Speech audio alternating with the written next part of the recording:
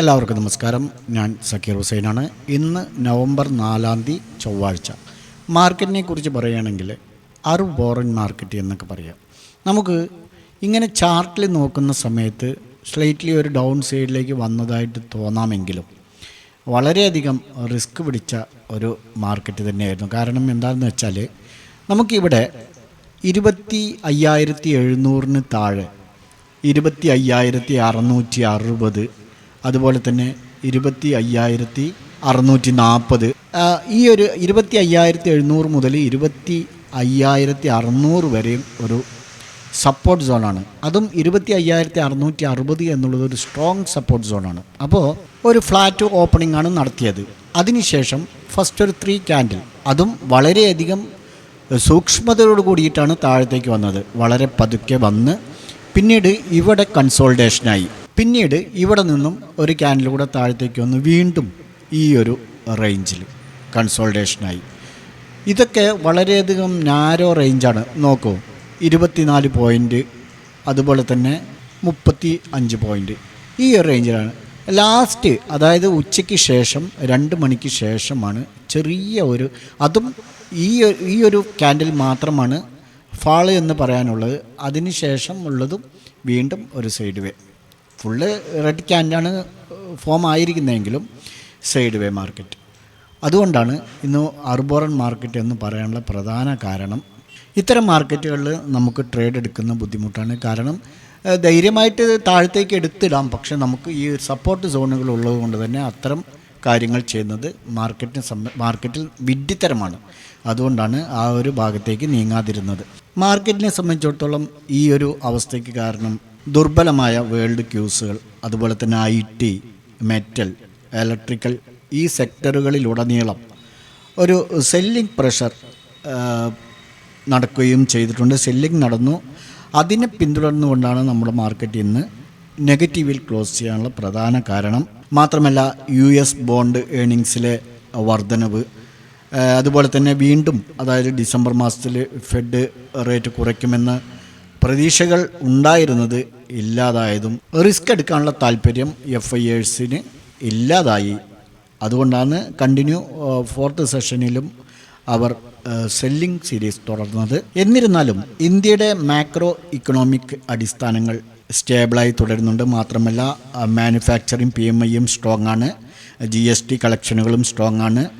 സമീപകാലത്തെ നികുതി ഇളവുകൾക്കിടയിലും സ്ഥിരമായ സാമ്പത്തിക ആക്കം കൂട്ടുന്നുണ്ട്. ഇത് വരും ക്വാർട്ടറുകളിൽ ഏർണിങ്സിന് വർധന ഉണ്ടാക്കാൻ സപ്പോർട്ട് ചെയ്യും എന്ന് തന്നെയാണ് പ്രതീക്ഷിക്കുന്നത്. മറ്റൊരു പ്രധാന കാര്യം ഇവിടെ നമ്മൾ വളരെയധികം നോട്ട് ചെയ്യേണ്ടത് 25,600 എന്നുള്ള ഈ ഒരു മാർക്കിന് താഴെയാണ് ക്ലോസ് ചെയ്തിരിക്കുന്നത്. 25,597 സ്ലൈറ്റ്ലി അതിന് താഴെയാണ് ക്ലോസ് ചെയ്തിരിക്കുന്നത്.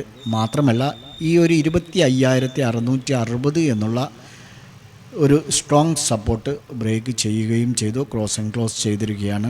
അതുകൊണ്ട് തന്നെ ഇനി കുറച്ച് ദിവസങ്ങളിലേക്ക് ഒരു നെഗറ്റീവ് മൂഡ് തുടരാനുള്ള സാധ്യതയാണ് കാണുന്നത്. ഇമ്മീഡിയറ്റ് സപ്പോർട്ടായിട്ട് ഇനി ഇവിടെ നോക്കാനുള്ളത് ഇത് തന്നെയാണ്, 25,570. അതിന് താഴെ 25,500 എന്നുള്ളത് ഒരു സപ്പോർട്ട് സോണാണ്. ഇവിടെ ഇതുവരെയൊക്കെ വരാനുള്ള സാധ്യത ഈ ഒരു ലെവലിൽ കാണാൻ കഴിയുന്നു. 25,800 മുകളിൽ ഒരു ഡിസിസീവ് മൂവിങ് ഈ ഒരു ബെയറിഷ് മൂഡിനെ ഇല്ലാതാക്കും. മാത്രമല്ല ഇത് ഒരു ന്യൂ ഹൈ ക്രിയേറ്റ് ചെയ്യാൻ സഹായിക്കുകയും ചെയ്യും. കൂടാതെ നമ്മൾ ഞായറാഴ്ച വീഡിയോയിൽ പറഞ്ഞ പോലെ 25,700 to 26,200 ആ റേഞ്ചാണ്, ആ റേഞ്ചിലാണ് ട്രേഡിംഗ് നടക്കുക എന്ന് പറഞ്ഞതെങ്കിലും ഇപ്പോഴത്തെ സെൻറ്റിമെൻറ്റ്സ് വെച്ച് നോക്കുമ്പോൾ 25,500 അല്ലെങ്കിൽ അതിനും താഴേക്ക് അല്പം നമ്മൾ കുറച്ചൊരു അഡ്വാൻസ് ആയിട്ട് നോക്കുകയാണെങ്കിൽ 25,400 ഈ ഒരു സ്വിങ്, 25,400 to 25,800 ഈ ഒരു റേഞ്ചിൽ ട്രേഡിംഗ് നടക്കും എന്നാണ് ഇപ്പോഴത്തെ ഈ ഒരു സിറ്റുവേഷൻ വെച്ച് നോക്കുമ്പോൾ നമുക്ക് മനസ്സിലാക്കാൻ കഴിയുന്നത്. എന്നാൽ 25,800 മുകളിലൊരു ഡിസിസീവ് നീക്കം, ഒരു മൂവ്മെൻറ്റ് ഈ നേരത്തെ പറഞ്ഞ രൂപത്തിലൊരു ന്യൂ ഹൈ ക്രിയേറ്റ് ചെയ്യാൻ സാധ്യമാക്കുകയും ചെയ്യും. ഏതായിരുന്നാലും വരും ദിവസങ്ങളിൽ നമുക്ക് വാച്ച് ചെയ്യാവുന്നതാണ്. ഇന്ന് സെൻസെക്സിനെ സംബന്ധിച്ചിടത്തോളം മോർണിംഗ് സ്ലൈറ്റ്ലി ഒരു പോസിറ്റീവിലേക്ക് വന്നെങ്കിലും പിന്നീട് 519 പോയിൻ്റ് നെഗറ്റീവിൽ 83,459 ക്ലോസ് ചെയ്തിരിക്കുന്നത്. നിഫ്റ്റി 165 പോയിൻ്റ് കുറഞ്ഞ് 25,597 ബാങ്ക് നിഫ്റ്റി 274 പോയിൻ്റ് കുറഞ്ഞ് 57,827 ക്ലോസ് ചെയ്തിരിക്കുന്നത്. Power Grid, Coal India, Eternal, Tata Motors, ONGC എന്നിവ ഏറ്റവും കൂടുതൽ പിന്നിലായ സ്റ്റോക്കുകളിൽ ഉൾപ്പെടുന്നു ഇന്ന്. അതേസമയം Titan company, Bharti Airtel, Bajaj Finance, M&M, HDFC Life എന്നിവയാണ് ഇന്ന് പ്രധാനമായും നേട്ടമുണ്ടാക്കാൻ സഹായിച്ച സ്റ്റോക്കുകൾ. ഫ്രണ്ട് ലൈൻ സ്റ്റോക്കുകൾക്കൊപ്പം തന്നെ ബ്രോഡർ മാർക്കറ്റിലെ ഇൻഡെക്സുകളും ഇന്ന് ഇടിഞ്ഞു. Nifty mid cap and small cap ഏകദേശം 0.5% ഇടിഞ്ഞു. സെക്ടറൽ വൈസ് നോക്കുകയാണെങ്കിൽ നിഫ്റ്റി കൺസ്യൂമർ ഡ്യൂറബിൾസ് മാത്രമാണ് ഇന്ന് ഗ്രീനിൽ ക്ലോസ് ചെയ്തത്. അതും 0.39% മാത്രം. മറുവശത്ത് നിഫ്റ്റി മെറ്റലാണ് ഏറ്റവും കൂടുതൽ നഷ്ടമുണ്ടാക്കിയത്. 1.44%. IT, ഓട്ടോ എന്നിവയാണ്. ഇനി നമുക്ക് കഴിഞ്ഞ ദിവസം പറഞ്ഞ സപ്പോർട്ട് ആൻഡ് റെസിസ്റ്റൻസ് ലെവലുകൾ ആക്റ്റീവായിട്ടുണ്ടോ എന്നുള്ളത് നോക്കാം.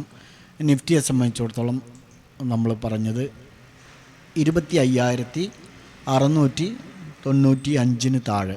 ഓക്കെ, നമുക്ക് 11 മണിയോടുകൂടി ക്രോസ് ആൻഡ് ക്ലോസ് ചെയ്തിട്ടുണ്ട്. ഇവിടെ നിന്ന് എൻട്രി സാധ്യമായിട്ടുണ്ട്. ഇവിടെ നിന്ന് എൻട്രി എടുത്ത് പേടി കൂടാതെ ഹോൾഡ് ചെയ്തിരുന്നെങ്കിൽ 100 പോയിൻ്റ് കിട്ടിയനെ. ഇല്ല, പേടിച്ച് എക്സിറ്റ് അടിച്ചിരുന്നെങ്കിൽ 30 പോയിൻ്റിൽ എക്സിറ്റ് അടിച്ചനെ.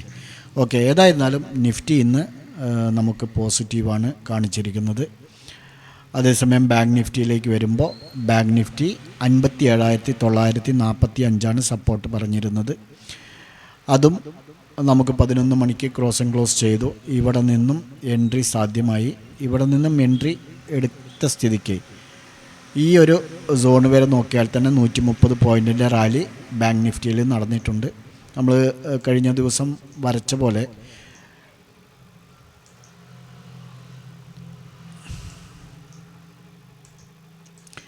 ഇനി നമുക്ക് നാളെ സിമ്പിളായിട്ട് മാർക്ക് ചെയ്യാവുന്നതാണ്. സിമ്പിളായിട്ട് എൻട്രി എടുത്തും പോകാവുന്നതാണ്. നാളെ ബാങ്ക് നിഫ്റ്റിയെ സംബന്ധിച്ചിടത്തോളം 57,700 താഴെ, അല്ലെങ്കിൽ 57,710 താഴെ വേണ്ട, 57,700 എന്നുള്ളൊരു ലെവൽ തന്നെ നമുക്ക് മാർക്ക് ചെയ്ത് അതിന് താഴെ എൻട്രി എടുത്ത് പോകാം. റെസിസ്റ്റൻസ് ആയിട്ട് നമുക്ക് വാച്ച് ചെയ്യാനുള്ളത് ഈ ഒരു സ്വിംഗ് ഹൈയിലാണ്, 57,950.